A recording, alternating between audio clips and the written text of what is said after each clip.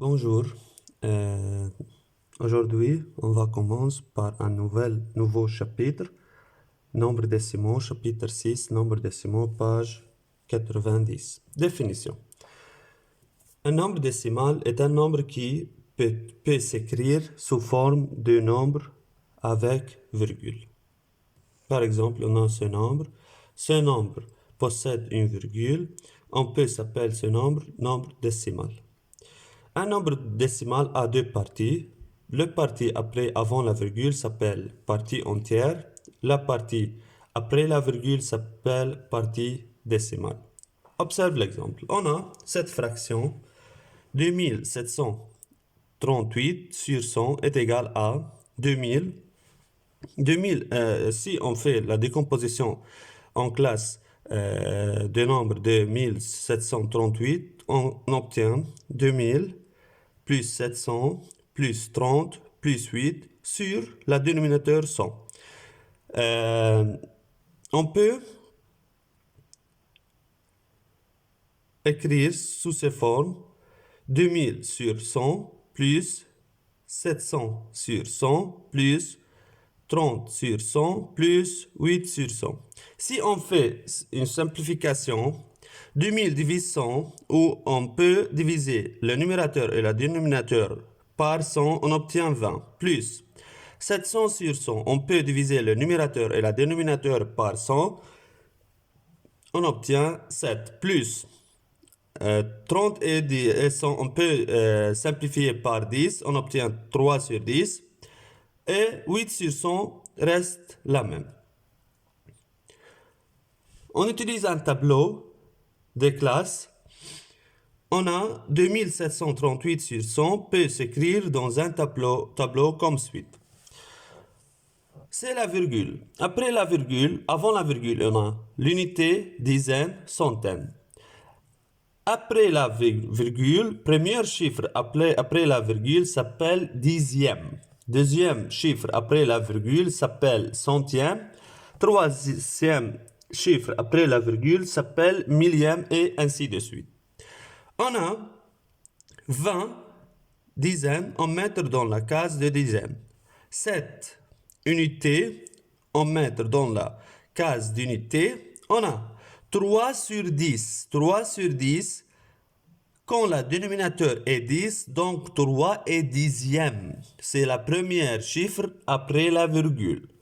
Le dénominateur de 8 est 100, donc 8 est centième. C'est le deuxième chiffre après la virgule, on met dans la case de centième. Donc, cette fraction s'appelle fraction décimale. On peut écrire sous la forme d'un nombre décimal 27,38.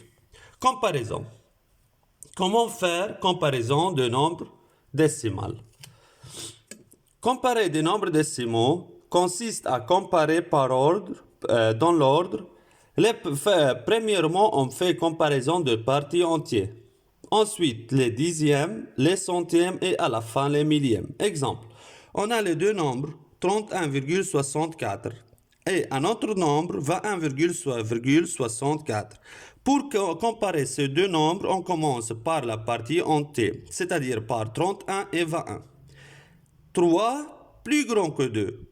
Donc, 31 plus grand que 21, c'est-à-dire le nombre 31,64 plus grand que le nombre 21,64. Deuxième méthode, ou deuxième exemple, on a deux nombres 7,37 et 7,46. Les deux nombres ont le même partie entière, 7.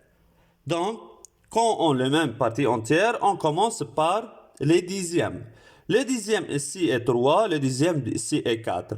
Le nombre qui possède le dixième le plus grand est le nombre le plus grand. Donc, 7,37 est plus petit que 7,47 car le dixième de 7,37 est 3 plus petit que la dixième de 7,47 qui est 4.